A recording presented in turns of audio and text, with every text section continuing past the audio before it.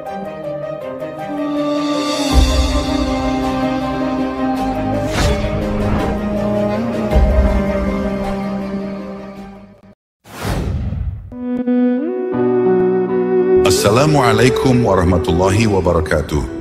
Sahabat jejak sufi yang kami muliakan dimanapun Anda berada. Kita sering mendengar sebuah kisah yang begitu melekat dalam ingatan banyak orang di seluruh dunia, bahwa seluruh umat manusia berasal dari satu pasangan pertama, yaitu Adam dan Hawa. Kisah ini bukan hanya sebuah cerita tua yang diwariskan dari generasi ke generasi, tetapi juga menjadi bagian penting dari fondasi spiritual tiga agama besar yang dikenal sebagai agama-agama Abrahamik, Yahudi, Kristen, dan Islam. Ketiganya adalah agama monoteistik yang meyakini Tuhan yang Esa, namun masing-masing memiliki cara tersendiri dalam merangkai dan menuturkan kembali kisah awal mula manusia. Walaupun ketiga tradisi ini lahir dari akar yang sama, dan meskipun latar keyakinannya berbeda, ada benang merah yang dapat kita temukan di antara versi-versi kisah tersebut. Di titik awalnya, semuanya menuturkan cerita yang serupa, tentang penciptaan pasangan pertama, tentang kehidupan damai di surga, dan tentang satu larangan yang kelak mengubah segalanya. Dalam Islam, sosok perempuan pertama ini disebut Hawa, sementara dalam tradisi Kristen dan Yahudi, ia disebut Evi, yang dalam bahasa Indonesia juga sering disebut Hawa. Cerita pokoknya tetap sama di berbagai versi. Pasangan pertama ini hidup di surga yang penuh kenikmatan, namun suatu ketika mereka memakan buah yang telah dilarang oleh Tuhan. Tindakan itu menjadi titik balik, memisahkan mereka dari kehidupan tanpa dosa menuju kehidupan di dunia yang penuh perjuangan. Meski demikian, saat kita menelusuri lebih dalam, kita akan menemukan bahwa detail kisahnya, cara pandang terhadap tokoh-tokohnya, dan makna yang diambil darinya sangatlah bervariasi di antara ketiga agama ini. Kenyataannya terdapat perbedaan yang cukup besar pada beberapa aspek penting. Misalnya, dalam tradisi mana pertama kali muncul kisah tentang Lilith, sebuah tokoh yang di beberapa legenda Yahudi kuno disebut sebagai perempuan pertama sebelum Hawa. Bagaimana pula masing-masing agama memahami konsep dosa? Apakah dosa itu diwariskan atau hanya menjadi tanggung jawab pribadi? Dan yang tak kalah penting, bagaimana posisi dan peran Hawa dipandang di masing-masing ajaran? Kisah Adam dan Hawa memang sangat populer. Ia telah diangkat dalam berbagai bentuk seni, dari lukisan-lukisan klasik yang menghiasi langit-langit katedral, hingga karya sastra dan puisi yang mencoba menafsirkan ulang maknanya. Ia juga kerap menjadi bahan diskusi dalam ranah budaya, filsafat, hingga perdebatan teologis. Tetapi di balik popularitasnya, setiap agama ternyata menafsirkan kisah ini dari sudut pandang yang berbeda-beda, membentuk nuansa makna yang khas. Dalam pembahasan ini, kita akan menelusuri tiga versi kisah Hawa sebagaimana diceritakan dalam tradisi Kristen, Yahudi, dan Islam. Masing-masing akan kita hadirkan secara naratif, sebagaimana ia diceritakan dalam sumber-sumber keagamaan dan tradisi lisan yang diwariskan. Setelah itu kita akan membandingkan ketiganya, melihat persamaan yang mengikatnya sekaligus perbedaan yang memisahkannya. Dengan begitu, kita dapat memahami bukan hanya kisah Hawa itu sendiri, tetapi juga bagaimana kisah tersebut membentuk pandangan tentang perempuan, hubungan manusia dengan Tuhan, dan konsep kehidupan dalam budaya serta agama yang berbeda. Versi Kristen. Dalam tradisi Kristen, kisah Adam dan Hawa tercatat dalam kitab Kejadian, bagian dari Perjanjian Lama. Allah menciptakan Adam dari debu tanah, lalu membentuk seorang wanita dari salah satu tulang rusuk Adam sebagai penolong dan teman hidupnya. Hawa disebut ibu segala umat manusia, karena dari merekalah manusia berkembang biak. Pada awalnya, Adam dan Hawa hidup tanpa dosa di Taman Eden, tanpa rasa malu akan keadaan mereka. Allah memberi satu perintah utama, Jangan makan buah dari pohon pengetahuan baik dan jahat, namun seekor ular yang sering diidentikan dengan iblis membujuk Hawa untuk memakan buah itu. Hawa pun memakannya dan memberikannya kepada Adam. Setelah memakannya, mata mereka terbuka, mereka sadar akan keadaan diri, merasa malu dan menutupi tubuh mereka. Sebagai akibat ketidaktaatan itu, Allah mengusir mereka dari surga.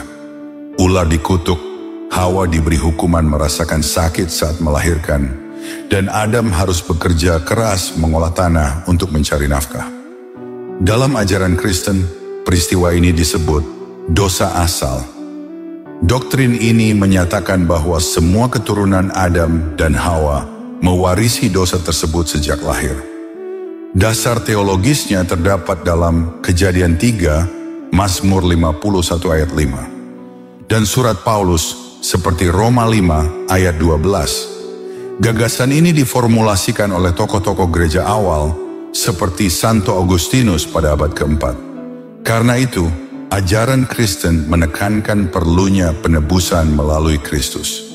Dalam tradisi Katolik, Hawa sering dibandingkan dengan Maria. Maria disebut sebagai Hawa baru yang menebus kesalahan Hawa dengan melahirkan Yesus tanpa dosa. Kisah ini juga memuat pesan moral. Saat Adam menyalahkan Hawa dan Hawa menyalahkan ular, terlihat bagaimana manusia cenderung mencari kambing hitam. Banyak sarjana menafsirkan cerita ini secara simbolis. Ular sebagai godaan, pohon pengetahuan sebagai lambang tanggung jawab moral. Bagi banyak orang, kisah ini tetap menjadi cermin perjalanan manusia dari ketidaktahuan menuju kesadaran, serta kebutuhan akan aturan moral. Versi Yahudi, dalam tradisi Yahudi, kisah Adam dan Hawa juga terdapat dalam kitab Kejadian Tanakh. Inti ceritanya sama, Hawa diciptakan dari tulang rusuk Adam, tinggal di Taman Eden, dan dilarang memakan buah terlarang. Namun ada perbedaan penting. Yudaisme klasik tidak mengenal doktrin dosa asal. Setiap manusia bertanggung jawab atas dosanya sendiri, bukan atas kesalahan leluhur. Kisah Adam dan Hawa dipandang sebagai peristiwa pilihan moral, bukan warisan dosa. Dalam sastra rabbinik seperti Midrash dan Talmud, muncul legenda tambahan tentang Lilith, yang dikisahkan sebagai istri pertama Adam. Menurut cerita ini, Lilith diciptakan dari tanah liat yang sama dengan Adam, namun menolak tunduk kepadanya. Ia meninggalkan Adam dan tidak mau kembali. Setelah itu barulah Hawa diciptakan. Penting dicatat bahwa kisah Lilith ini tidak muncul dalam kitab suci asli dan hanya berkembang dalam tradisi pasca biblikal. Banyak cendekiawan Yahudi seperti Maimonides, Rambam, menolak anggapan bahwa Lilith adalah tokoh nyata, menganggapnya sekadar mitos. Dalam praktik keagamaan Yahudi, hanya Hawa yang diakui sebagai istri pertama Adam. Ceritanya digunakan sebagai pelajaran moral tentang tanggung jawab individu dan kemitraan suami istri. Ayat Kejadian 2 ayat 24, seorang laki-laki akan meninggalkan ayah dan ibunya dan bersatu dengan istrinya. Ayat ini sering dibacakan dalam pernikahan Yahudi, menekankan pentingnya keluarga tanpa fokus pada dosa asal. Versi Islam, dalam tradisi Islam, Hawa diakui sebagai pasangan Adam dan ibu umat manusia, Ummul Bashar, meski namanya tidak disebutkan langsung dalam Al-Quran. Al-Quran hanya menyebut istri Adam, dan para ulama sepakat bahwa itu adalah Hawa. Islam menegaskan bahwa Allah menciptakan manusia dari satu jiwa yang sama. Surah An-Nisa ayat 1 menyatakan, "Wahai sekalian manusia, bertakwalah kepada Tuhanmu yang telah menciptakan kamu dari diri yang satu." Ini menandakan kesetaraan hakikat antara Adam dan Hawa. Dalam kisah Al-Quran, Adam dan Hawa tinggal di surga dan sama-sama tergoda oleh iblis, bukan oleh ular, untuk memakan buah terlarang. Setelah itu, keduanya menyadari kesalahan dan memohon ampun kepada Allah. Allah mengampuni mereka sehingga tidak ada dosa yang diwariskan kepada keturunan mereka. Islam tidak mengenal doktrin dosa asal. Setiap manusia lahir suci dan hanya memikul tanggung jawab atas perbuatannya sendiri.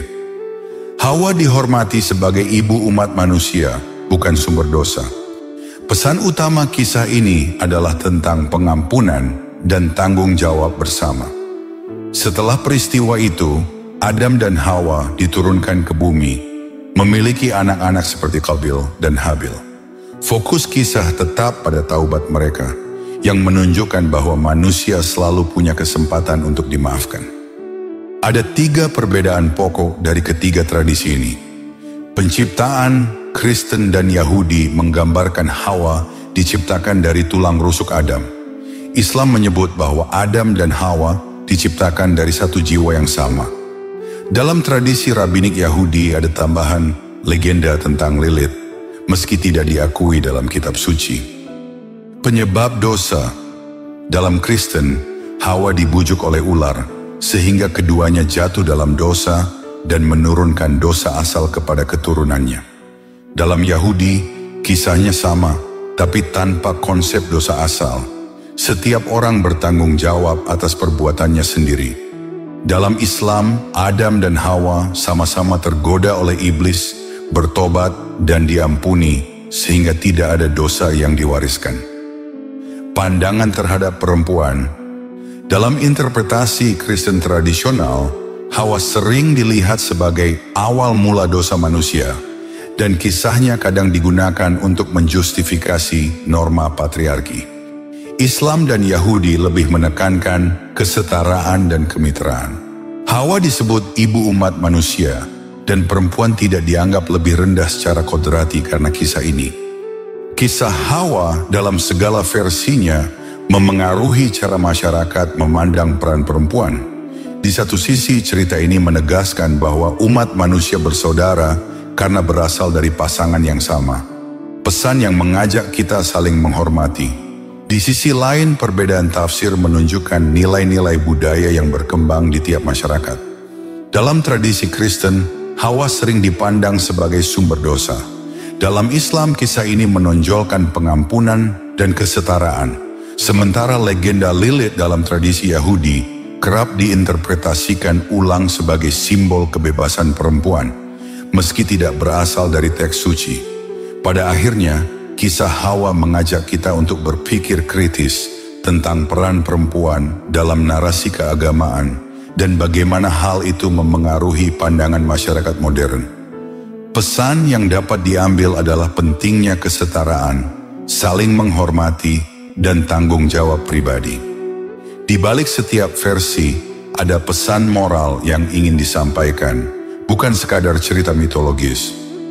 Hawa, dalam berbagai wajahnya, mengingatkan kita bahwa perempuan memegang peran penting dalam kisah umat manusia, dan bahwa kita semua adalah satu keluarga besar.